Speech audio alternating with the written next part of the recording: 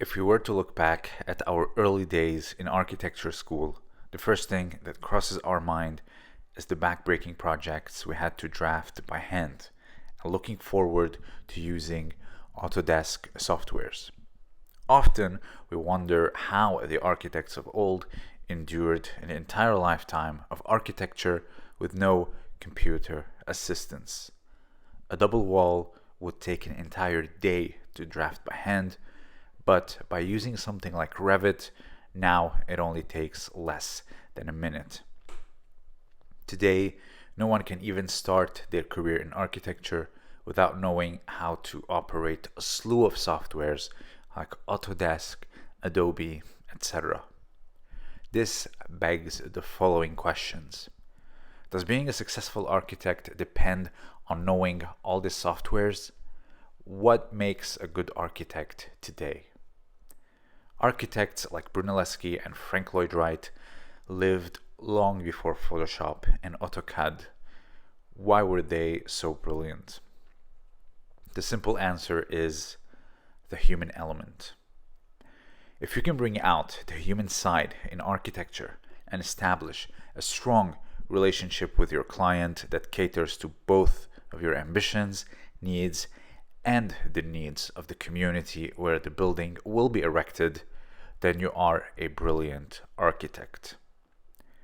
Shortly before graduating, my professor said to us, and I quote, "You're very young, and many of you are only concerned with mastering so many softwares in the hopes of enhancing your expression. But believe me when I tell you that a good architect is the architect that can write a proper letter and can prepare a good Excel sheet." I remember feeling so perplexed after hearing his words. Now I know he was talking about being transparent, present, and in touch with your potential clients. Everything else is simply done by the less good architects and the technicians. The phenomenon of AI has started to take over the world, and it will only get better. People are asking, what jobs will it replace? And what does the future of architecture look like? In 2019, I remember standing before a jury to defend my thesis. I made the statement that the more our softwares evolve, the more we can focus on our expression and being present with the client, and that can only be a good thing. AI, just like Adobe and Autodesk, is nothing more but an additional tool that can help make the tedious tasks easier. Daniel Libeskind said, "Life is not just a series of calculations and a sum of total statistics. It's about experience, it's about participation, it is something more complex and more interesting than what it is." My personal experience and the Holocaust Tower of the Jewish Museum of Berlin, for example, will forever be indescribable. The eerie silence, the creeping echo, and the several shades of light, etc. AI, at least for now, cannot comprehend the nuances of being a complex human being. Our individual needs, psychology, our emotions, what makes us move. The Jewish Museum of Berlin was not a showroom or a palace turned to museum, but rather a guided experience. The spaces themselves were the exhibition, and rarely an architect is successful doing this. And I'm not sure this is something we can create through AI just by giving it a few pointers.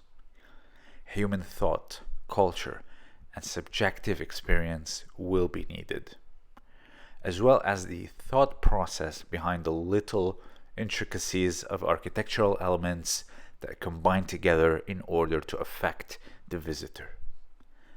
Even on a small scale, the human relationship between the architect and the client is the most important. Mrs. Farnsworth established a wonderful relationship with her architect, Mies. Things did end badly, but because he was present and had a strong communication with his client, coupled with his sophisticated creativity, he created one of the most beautiful homes in modern history. AI can benefit us greatly. It can speed things up and rid us of time-consuming tasks that do not really contribute to the bigger picture. We won't lose our jobs to AI. We might lose a job opportunity if we cannot operate AI. It is a tool like Autodesk and Adobe. Decades ago, we had way more architects drafting by hand. Now, thanks to these softwares, they're way less. And with AI, there will be even less. Architects will go back to more sketching and communicating. Those with ideas and understanding of the intricacies of human thought and emotions will be the ones that stay and contribute to their society. And being way more present with the client and not wasting precious time on how things are being drafted and presented, the architect can tend way more to the needs of the client and the community, which can result in a better quality of life for the architect as well.